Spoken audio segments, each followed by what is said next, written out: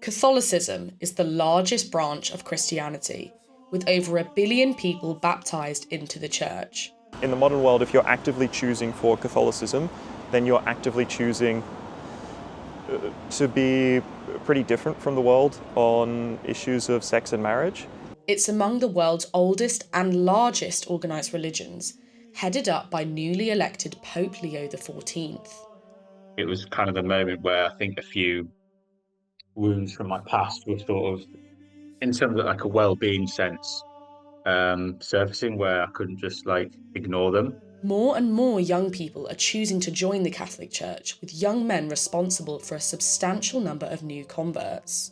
I went through a really hard time without faith. I really struggled.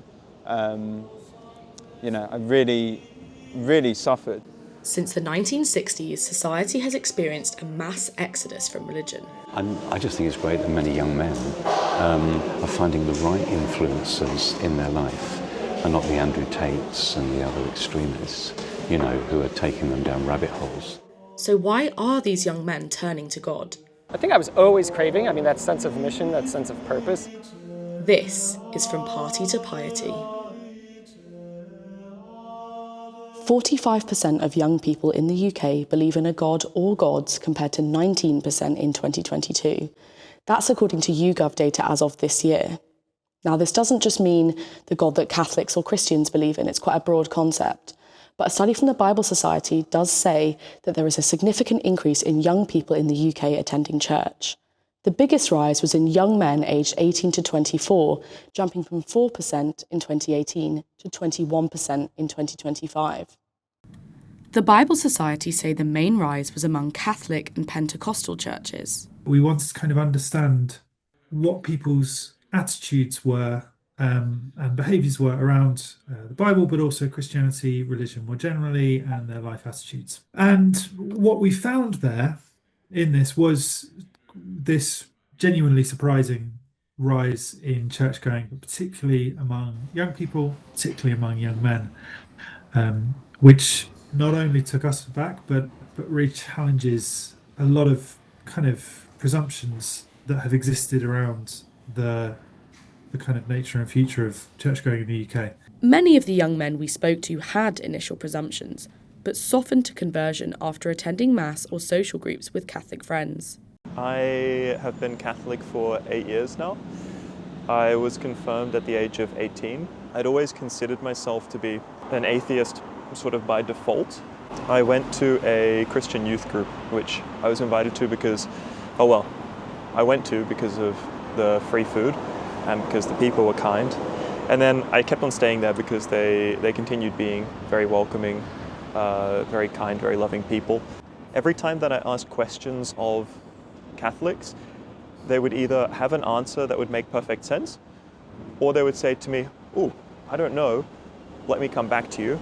And then they would go and do some kind of research, and then they'd come back to me with 2,000 years of philosophers who have thought about the question, and really clear and cohesive stuff, or sometimes stuff that's mysterious beyond understanding, but that it doesn't feel like it's just saying, stop asking the questions. So I think it was that intellectual honesty and the coherence of the entire system of Catholicism from a logical perspective that really attracted me. St Patrick's Church in Soho is home to a thriving group of young Catholics. Their diocese had an average Sunday attendance of 550 people between 2015 and 2019, but last year reported an average attendance of 800. Jonathan Peterson attends St Patrick's regularly and leads a walking group at the church. Growing up, it was kind of like, you do really well in school, then you go to a great school, then you get a great job and things like this. And kind of in that early adulthood, when I compared those accomplishments and you have a desire and you achieve something and then it's not satisfying. And then you tell me, be perfect as your Father in heaven is perfect. And there's actually other people, other men in my case, in the men's group that I joined at Boston College, who are aspiring to that. That was that's an adventure. That's the greatest adventure you could possibly go on with your life. There's a problem in the world, there's a conflict, there's something broken, there's something that needs healing, and then somebody is called. And that person could be you as a young man, right? And again, it's not gonna be some big picture epic quest or anything like that, but the idea that you you have something that you're called to do, and you have people you can provide for, a community you can provide for and work for, and things like that. You contrast that again with maybe just do what you want, and here's something to live for, here's something even to die for, right? That resonates with a lot of young men who, they want to be told there's an adventure ahead of them, and this is something that they can aspire to. To a certain extent, I think, that crisis in meaning is probably worse now than it's been at a lot of points.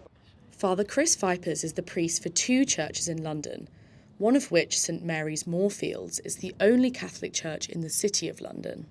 We're really quiet at the weekend and really busy during the week with commuters and city workers. We're noticing at our we have two services a day, Monday to Friday, 2 masses, one at 8 o'clock in the morning, one at 1 o'clock lunchtime, so 8 o'clock we're grabbing people on the way into work. And our numbers were around, after the lockdown, once we opened up, they were around 20, 25. We're now sort of 50 plus, but we're getting a lot more younger people, and certainly a lot more men. I had the most incredible encounter with a young guy the other week, but it was clearly a really profound experience for him. Now, this is a young guy who works in one of the banks around here. And the consequence of that is that he's now joining a program to learn more about the Catholic faith with a view to him being baptized. We had a subsequent conversation. He came to see me, we had a cup of tea, and he said he's just really genuinely seeking for truth in his life, some kind of eternal truths, which he's discovering, some of the values of the world around him just don't offer. Back at St Patrick's, we caught up with another young convert. So I come from an agnostic family, I would describe them as, and when I was 18, I had my first sort of experience with faith. I started reading the Bible, and I've been Catholic, for the past 2.5 years.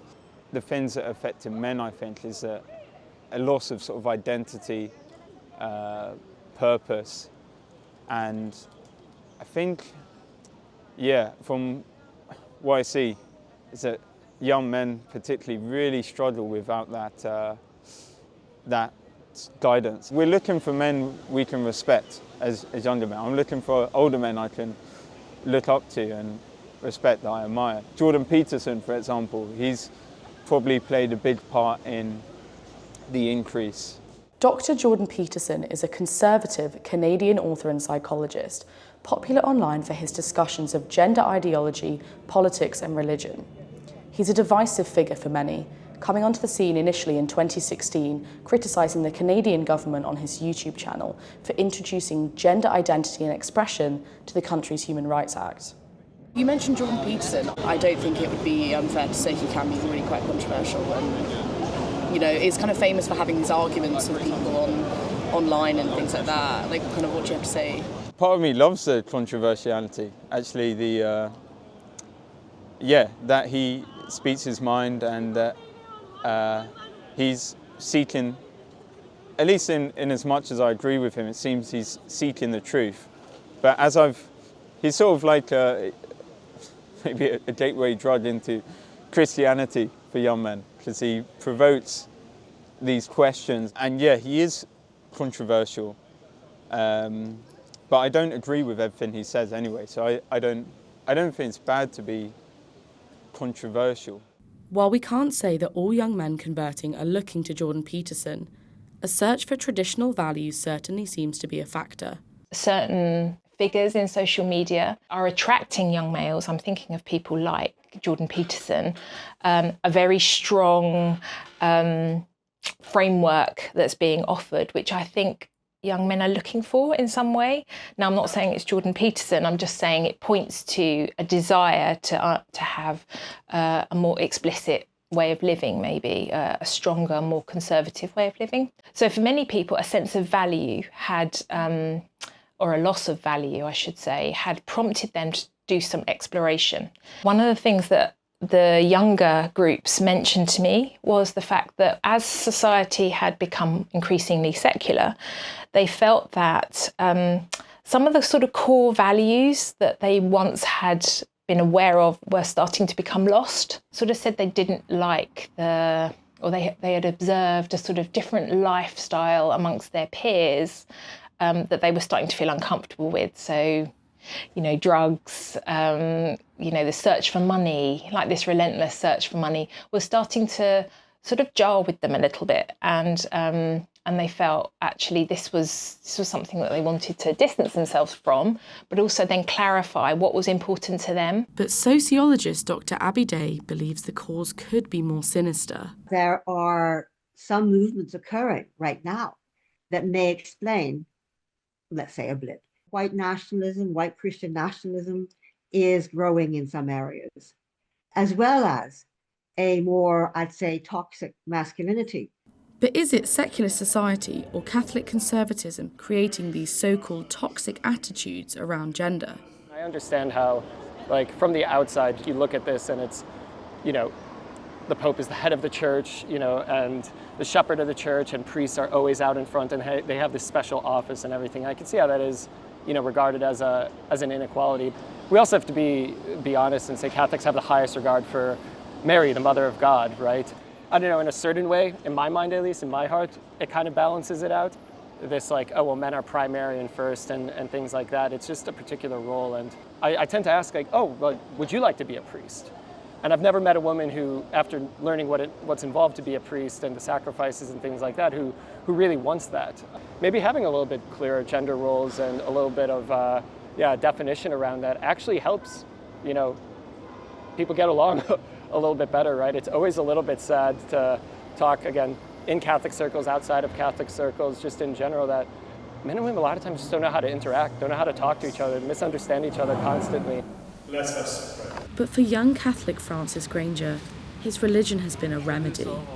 In the 2000s, there was a bit, maybe it felt more a bit of a lad culture. I think of university, I don't know, banter or get on with it. And that I sort of was, I internalized that because I just didn't want to show any weakness. So I remember, I don't think I realized the effects of that, or maybe I did, but in terms of later on, as I got into my faith, I think some of the discussions in the last 2 months about masculinity. I know Gareth Southgate did a very big talk on that there's a false thing that's given to not show weakness. Sometimes you don't have to look far for sort of quite toxic influences, but there's a lot of men struggling with kind of mental health or isolation. I think having men's groups is knowing again that it just goes back to the core message that you're loved unconditionally, to serve others, to kind of protect, and also to be kind of, and you see it in the Bible and the stories, to be vulnerable. But could this just be a short-term phenomenon? I don't perceive there is a rise in Catholicism. We need to look at long-term trends. The long-term trends are robust and have shown very much so that certainly in the global north and certainly with Christianity, there has been a consistent downward trend. Religion is transmitted generally through generations. It's not a one-off that happens, and if it does, it's a blip. We've had blips before. I think over the course of history, we've seen faith decline and grow. And I think that there are cycles for sure. I wouldn't say that it's a blip. I would say that it's probably us coming out of a cycle and a time of profound secularization. I'm quite convinced from everything I've read and everything I've observed here in London, and then just with a lot of my friends in the US. There's a growing interest. I think this is going to be, an upturn that's going to probably last for a while.